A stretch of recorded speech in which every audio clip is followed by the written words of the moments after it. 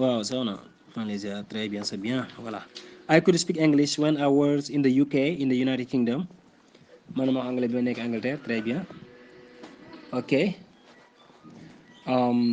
Deuxième bi, you must work hard in order to help your parents. Da nga war a liggéey ba pour dimbali say waajur, très bien. I will call you when I arrive home. Dinaa la woo ma eggee kër ga. Ok. And then this one. Can you understand the way African Americans speak English? Ndax mën ngaa comprendre maanaam ni ñu war américain yi di waxee anglais. Ok nga ne yes I can. Waaw voilà c'est bien.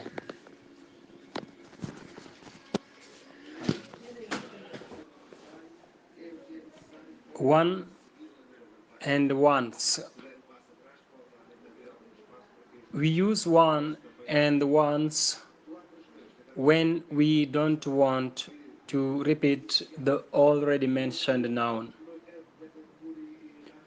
Voilà ñaar yi nii donc c'est très important en anglais mooy one ak once xam nga one en général buñ ko waxee rek sa xel ci wàññi lay dem nga xam ne ci benn lay dem daal waaye one bi ak once li muy remplacer mooy comme suppose nga tudd benn mbir bañ koo répété wat once bi nag bi am es moom mooy nga tudd ay mbir yu bari te bañ koo baamtuwaat moo tax ñu koy jëfandikoo moo tax ñu ne we use one and once when we don't want to repeat the already mentioned noun maanaam buñ bañee répété baat bi nga xamante ni da nga koo tudd ba pare mooy the already mentioned noun.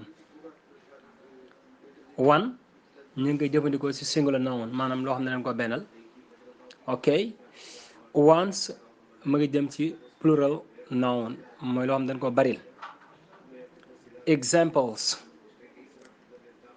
is this your car?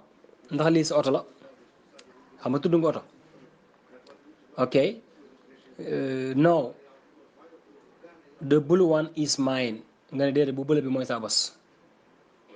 No the blue one is mine déedéet bu bële bi mooy sa bos. Youssou Ndour sings well mooy Youssou Ndour donc dafa mën a way.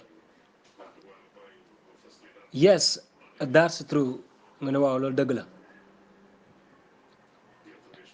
But his best songs are his early ones nga ne wante loolu dëgg la wante waaye mi dàq mooy yu njëkk ya donc boo ne early ones rek jàpp na kon ci way njëkk yi ci lay mooy remplace song bi nga xam ne bañ koo répété dal.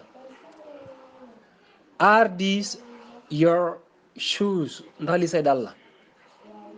No the black ones are mine nga ne déedéet yu ñuul yi ñooy sama yos voilà